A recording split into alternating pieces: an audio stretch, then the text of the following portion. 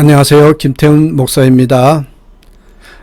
빵집 목사의 뚜벅뚜벅 메시지, 오늘은 로마서 묵상 48번째 시간입니다. 말씀 제목은 아름다운 신앙을 완성하는 마지막 조각. 아름다운 신앙을 완성하는 마지막 조각.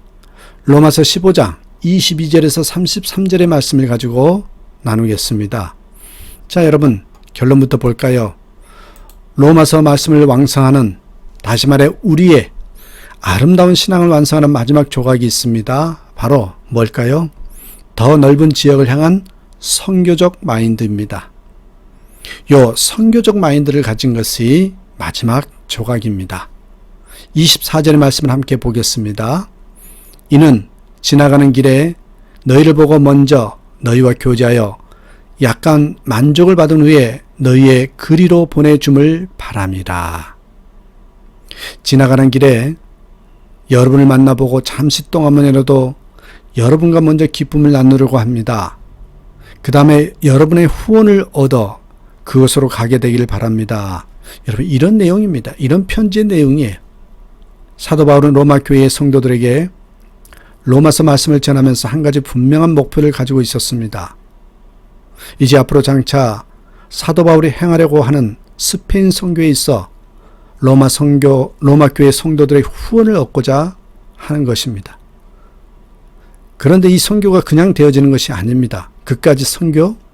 내가 마음만 먹으면 언제든지 할 수 있는 거지 라는 생각을 가지신 분이 혹시라도 이 자리에 계실지 모르겠습니다. 그런데 그 생각은 사실과는 다른 것입니다. 내가 마음만 먹으면 언제든지 할 수 있는 것이 선교이기도 합니다. 그런데 그 마음을 먹는 것은 정말 여러분 마음대로 안 되는 것입니다. 저는 알고 있습니다. 지금 이 자리에 선교지 한 번도 못 밟아보고 이 세상 떠나신 분들이 분명히 있을 겁니다. 갈 형편이 도저히 안 돼서 그러는 것이 아니라 차일피일 미루다가 그렇게 되시는 분들이 분명히 있습니다. 이 문제에 대해 좀 더 심각하게 접근할 필요가 있다고 생각합니다. 선교지를 향하는 마음의 그 마음과 발걸음, 정말 하나님의 은혜가 아니고서는 사람 마음대로 되는 것이 아니라는 것입니다. 로마서의 마지막 부분에 스페인 선교에 대한 협력을 다시 한번 부탁하는 사도 바울의 모습을 보시기 바랍니다. 사실 오늘 말씀 이전의 모든 말씀은 모두 로마 교회 성도들을 선교의 자리로 인도하기 위한 권면이었던 것을 알게 됩니다. 예수 믿고 구원받아서 이 땅에서 주위 사람들과 행복하게 살면 다 끝나는 것입니까? 그것이 우리 신앙생활의 의미와 목표라면 온 세상을 구원하시리라는 하나님의 약속은 어떻게 되는 것입니까? 마지막 단추, 선교적 마인드라는 이 조각이 맞춰지지 않는다면 결국 우리의 믿음과 신앙은 나랑 내 자신만 복받으면 그만이라는 기복종교, 그 이상도 이하도 아닌 것이 되고 마는 것입니다. 로마교회 성도들을 그런 미신적인 신앙으로부터 한 차원 더 높은 신앙으로 이끌기 위해서 사도 바울은 긴 시간 이 복음의 원리와 행함의 도리를 설명하여 마지막 결단까지로 이끌고 있는 것입니다. 오직 믿음으로 얻게 되는 구원의 확신, 세 가지 기억해 주십시오. 오직 믿음으로 얻게 되는 구원의 확신, 2. 구원받은 자답게 살아가는 신앙의 열매, 3. 선교지를 향해 나아가는 신앙의 추구, 이 세 가지가 다 이루어져야 합니다. 이것이 바로 로마서가 우리에게 전해주는 신앙의 정석입니다. 우리에게 보여주는 말씀의 핵심입니다. 여러분 한번 보실게요. 개인의 구원 문제는 죄성의 지배를 받던 우리의 과거의 문제를 해결하는 것이죠. 구원받은 자답게 살아가는 신앙인의 태도는 지금 우리가 살아가는 현실과 관계된 문제입니다. 그리고 선교는 바로 우리의 미래의 문제와 연결되어 있습니다. 하나님의 나라가 이 땅에 임하기까지 계속되어야 할 일이기 때문입니다.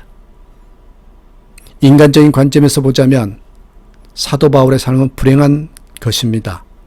그 좋은 배경과 환경, 출세할 수 있는 기회를 다 포기하고 가정도 이루지 못하고 죽을 고비를 수없이 넘기는, 안 되어 보여도 이렇게 안 되어 보이는 인생이 또 없습니다. 그러나 사도 바울의 고백이 어디에서도요, 그런 슬픔을 읽을 수 있는 구절이 한 구절도 없습니다. 그 이유가 무엇이겠습니까? 결론적으로 사도 바울은 행복한 삶을 살았습니다. 왜요? 바울에게는 선교의 사명이라는 꿈이 있었고 이 꿈 때문에 그는 행복할 수 있었습니다. 세상에는 믿고 싶지 않은 실화가 있고요, 진짜 같은 거짓 이야기도 있습니다. 이 이야기는 전자에 속한 이야기입니다. 믿고 싶지 않는 실화입니다. 정말 믿기 어려운 실화인데요, 일본 오사카에 살고 있었던 한 무명 작가 소설가와 그의 애견 이야기입니다. 반려견 이야기예요. 한 무명 소설가와 반려견 이야기예요. 소설가는 무명이었고 가난했습니다. 그는 자신의 외로움을 이렇게 나누는 개와 함께 살고 있었습니다. 그 개를 무척이나 좋아하고 사랑했습니다. 물론 개는 주인의 마음을 아는 듯 또 행동하고 충성스러운, 그래서 주인의 사랑을 듬뿍 받은 개였습니다. 소설가는 먹거리나 생필품을 사러 갈 때면 항상 개를 데리고 다녔습니다. 이렇게 수년을 동행하는 동안 개는 혼자서도 장을 보러 가게 되지요. 바구니를 만들어서 개의 목에 걸고 메모지를 적어서 가게에 보냅니다. 예를 들어 고기 한 건 주세요. 빵 한 개, 우유 2병만 주세요. 계란 한 줄만 주세요. 이렇게 쓴 메모를 보낸 것이죠. 물론 돈도 담아 보냈습니다. 이렇게 하며 가게 주인은 물건을 챙겨서 담아주고 거스름돈을 챙겨주었습니다. 어느새 소설가의 개는 그 마을에서 장보는 개로 유명해졌고 만나는 사람마다 개를 쓰다듬어 주곤 했습니다. 몇 개월이 지나서 소설가는 이제 오사카에서 동경으로 이사를 했습니다. 그동안 심려를 기울여 쓴 소설이 응모에 당선되었기 때문입니다. 동경에 도착한 그는 2주 정도 지나서야 이삿짐을 정리하고 안정을 찾을 수 있었습니다. 소설가는 평상시 하던 대로 개에게 바구니를 걸어주고 고기 2근을 사오도록 메모지를 적어 보내지요. 그런데 이상한 일이었습니다. 개가 돌아오지 않는 것입니다. 일주일이 지나고 보름이 지나도 돌아오지 않았습니다. 수년 동안 한 번도 이런 일이 없었는데 그다가 생각해보니 문득 자신의 실수를 깨달았죠. 오사카에서 동경으로 이사온 사실을 깜빡 잊었던 것입니다. 몇 주 동안 개를 찾다가 지친 소설가는 결국 개가 길을 잃고 헤매다가 집을 못 찾았을 것이라고 생각하고 단념하였습니다. 그 후 한 달하고도 보름이 지난 어느 날 밤이었습니다. 소설가는 문을 긁는 소리에 놀라 현관문을 열었지요. 대문 밖에는 고기개가 상해서 냄새가 풍기는 그 바구니를 목에 건 채 개가 서 있었던 것입니다. 몰골이 앙상한 채 숨을 헐떡이면서 말입니다. 개는 무려 600km나 떨어진 오사카의 그 식품점을 다녀온 것입니다. 소설가가 눈물을 흘리면서 바구니에서 고기를 꺼내자 개는 할 일을 다 했다는 듯 그 자리에 쓰러져 죽고 말았습니다. 주인이 목에 걸어준 심부름, 고기 2근을 사오라고 말해 개는 왕복 1200km의 거리를 다녀왔던 것입니다. 고기가 상해갈 때 그 냄새가 굶주린 그의 코를 얼마나 자극했을까요? 그럼에도 고기를 입에 대지 않았습니다. 오직 주인의 심부름 때문이었습니다. 이 대목에서 목이 메었습니다. 그리고 생각해 봅니다. 무심코 던진 주인의 말 한마디였지만 개는 오사카까지 밤낮으로 달렸습니다. 그리고 돌아왔습니다. 썩어 냄새나는 고기를 안고 한 달 반이나 걸려서 이 개를 향하여 어리석은, 아니 미친 개라고 할 사람이 있을까요? 때론 개가 사람보다 더 나아 보일 때가 많습니다. 정말 믿고 싶지 않는 이야기입니다. 저는 이 이야기를 여러분과 함께 나누면서 또한 생각해 봅니다. 가끔 하나님과 인간과의 관계를 생각해 봅니다. 그런 관계를 생각해 보면 더 뭉클하게 다가오는 이야기입니다. 정말 오늘날 세상의 모습을 보면 사람이 싫어질 때가 있습니다. 너무 자기중심적이고 이런 신실함이 사라져가는 것을 보게 되지요. 최근에 한국교회에 비상이 걸리면서 노란불이 켜지고 있습니다.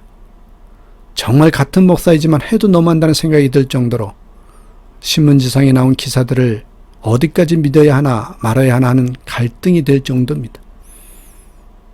그래서 한 미디어 단체에서 한 설문조사에 따르면 당신은 향후 어떤 종교를 선택하겠는가? 당신은 향후 어떤 종교를 선택하겠는가? 그랬더니 기독교는 거의 바닥 수준이었습니다. 물론 다른 종교도 그다지 높진 않았는데 그랬는데 그 이유가 무엇인가를 물었습니다. 그 이유가 무엇인가? 1위, 목사, 승려, 신부 등의 성직자에게서 갖는 실망감 때문이 무려 43%였습니다.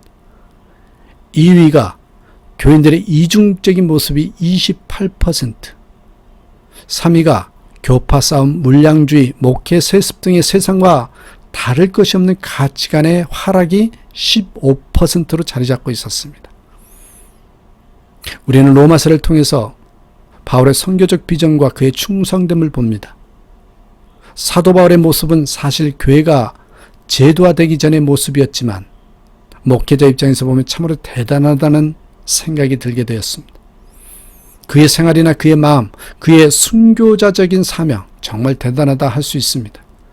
그래서 예수님 이후에 가장 위대한 그리스도인 하면 우리는 사도 바울을 일컬을 것입니다.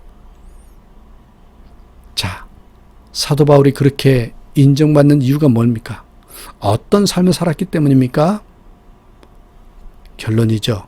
하나님의 은혜로 살았기 때문입니다. 그러다 보니 어제에서 오늘 본문까지 보았을 텐데 그러다 보니 인생의 사건에 대한 해석이 달라지고 남은 인생에 기대감이 생기게 됨으로써 넓은 가슴으로 선교적 마인드로 살았기 때문입니다.